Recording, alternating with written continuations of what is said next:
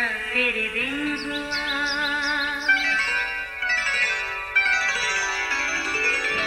नया फिर दिन हुआ, पुरानी रात का करे सो शुक्र हम खुदा की जात का, खुदा की जात का नया फिर दिन हुआ। आज की आयत।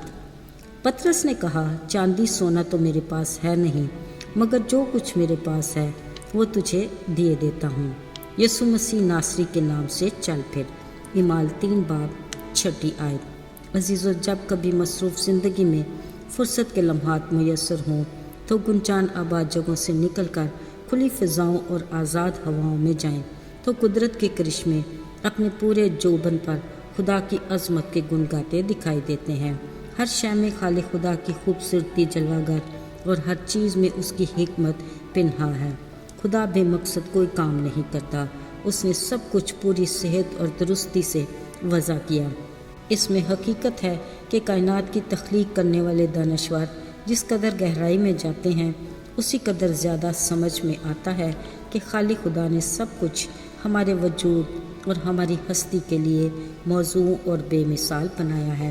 बिलाशुबा खाली खुदा ने इस कुराए अर्ज़ के हर जानदार को कोई ना कोई ख़ास महारत दे रखी है।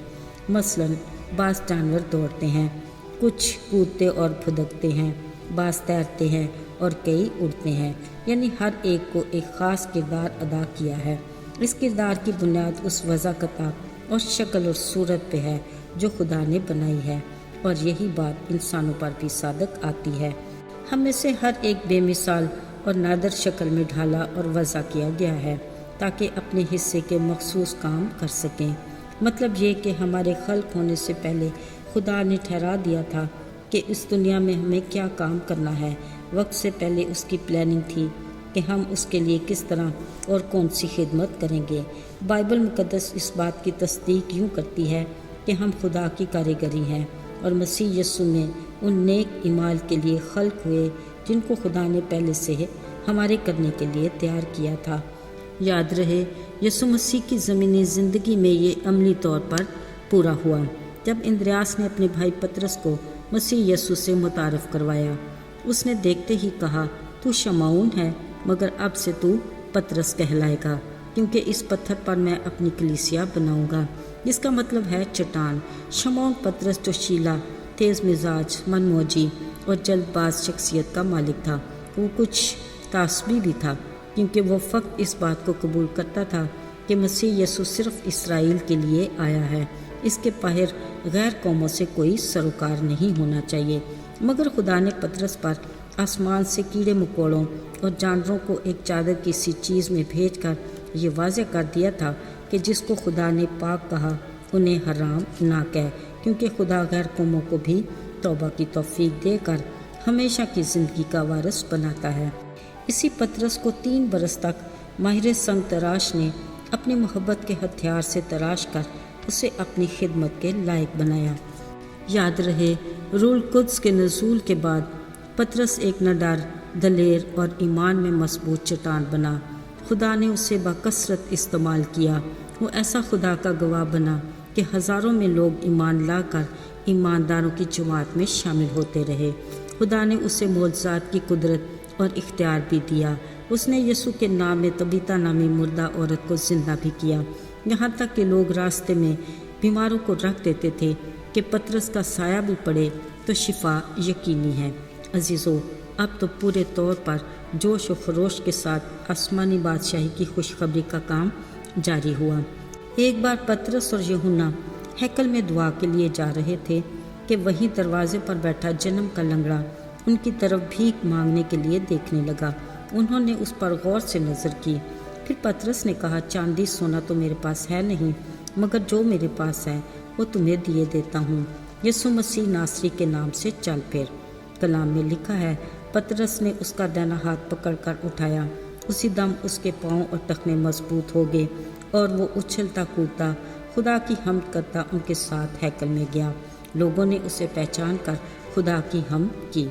अजीज़ों, पतरस का उस ज़रूरतमंद के लिए कैसा खूबसूरत जवाब था। साथियों, यही आज हमारे लिए खुदा का ख़ास पैगाम है कि सोना चांदी तो मेरे पास नहीं, मगर जो मेरे पास है वो हम देते हैं, यानी यीशु नासरी के नाम की गवाही और निजात का पैगाम। अजीज़ों, अगर तो हमारी ज़िंदगी में यीशु नासरी है तो हम भी पतरस की तरह दलेरी से कह सकते हैं।